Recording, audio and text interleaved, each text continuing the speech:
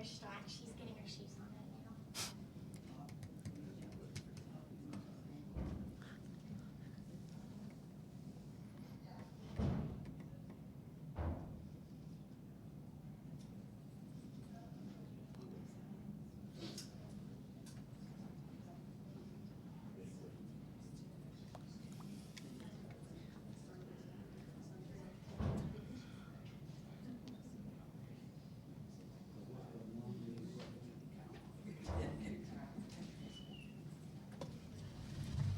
Thanks for joining us. We'll get started with the opening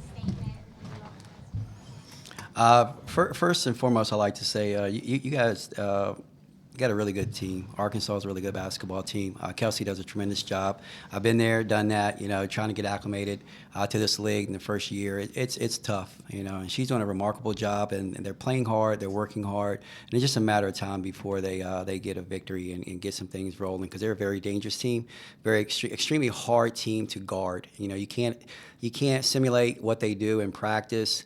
And they come out here and they know what they're going to do, and they do it really well. So we're very fortunate to come away with a win. Very proud of our kids. I'm extremely happy, as I'm sure Clara is, to have Tiani back. Makes everyone's job a lot easier. Makes everyone just a little bit better. Makes them better players, me a better coach, and just having her presence. And if you didn't know it, we've had her for 1.5 games since December the 14th. And we really had to just try to hang on. And I was proud of our kids in doing so in that stretch. But they came out today. We were a little bit rusty. Then we really got it going. Congratulations to Clara. She scored a career high and had her 1,000th point in her career, which is tremendous. And I'm very, very happy for her. But it's a really good win for us, and we're excited to move on. We just have the two, so y'all just pop around. There's another mic right there. Okay, yeah. Clara, just speaking on the career high, just how did it feel today to accomplish that? Yeah, I mean, obviously really good. I think we just went through a little, down patch of games. I went through a little rough stretch, but I think just staying consistent, staying ready with the work I put in, and knowing I can do it. So I think it felt good to have that on my game back. Talk about how important that is to have Tiani back and to be able to play alongside her. Yeah, I mean, Tiani, with anything, even she just gives us another person in the rotation. But Tiani's an amazing player. She's one of the best players we have on this team. She works extremely hard, and she brings all of our energy up with her because she comes ready every day, and she comes with a lot of energy. So I think having her there, having her talking with us, I think it just helps us so much. How important was it for you to, it was kind of a just defensive game there for a while, but you were kind of keeping the team in it offensively to provide that whenever maybe shots weren't falling for others, so that, in the third and fourth quarter, felt like everything started falling for y'all. Yeah. I mean, you just have to do, whatever you have to do in that moment to win. If it's scoring, it's scoring. If it's rebounding, it's rebounding, things like that. So I think just seeing what they give us, seeing who's open, things like that, and just being ready for your opportunity. Coach, when it came to playing Tiani, what was the decision to, besides easing her in, or just letting her play the amount that she? Yeah, just seeing how she felt, and obviously she hadn't played in a long time, and we were monitoring her situation. I think she was the first sub out both halves, and just to see how she felt, and she felt well, and so everybody else, got into a groove, into the rotation, and I had no set number. I wasn't given a number. It was just seeing how she felt, and she looked good, and we needed her out there. So I was very, very happy to have her back. Yeah, Clara, just for the team to get some rest finally, and then get back on track in the win column, what has this week been like for y'all to just kind of get both of those things? Amazing. Yeah. Yeah, amazing, obviously. And then I think it was just a good week to focus on ourselves, get back on track in our minds, physically, mentally, all those things.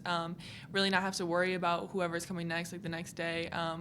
Focusing on ourselves, getting those reps up, things like that. I think it's been really good for us. Kenny, Arkansas had a 44-41 lead with 4 minutes left in the third quarter, and y'all end up with 93 points. Quick math, that's 52 points in 14 minutes. Just what changed there? Again, we were still trying to get into a rhythm, and we haven't been whole since December the 14th, essentially. And then we were still a little bit discombobulated because Tony got in foul trouble. You know, she got in foul trouble in the first half, and we had to sit her, and she picked up her third foul relatively quick in the third. We were trying to lobby for them to put it on somebody else, but they didn't go for it.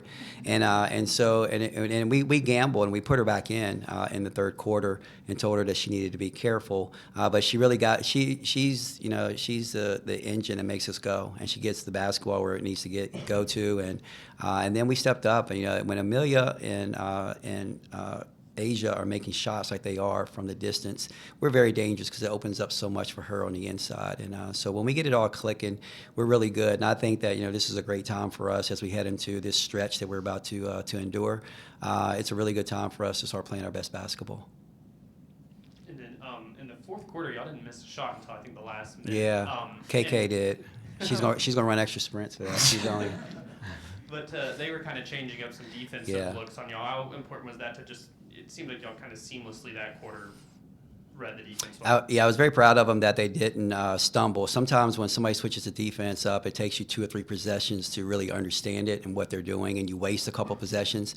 But we didn't. Right away, we hit a couple shots. I thought they were going to go out of it, but they stayed in it. We got comfortable, and then they went back to man. And it was a different type of game then because we were able to loosen her up some down low. But we got the basketball where we needed to during those stretches. And like the first part, I just felt like we were just rusty. And we left some possessions out on the floor.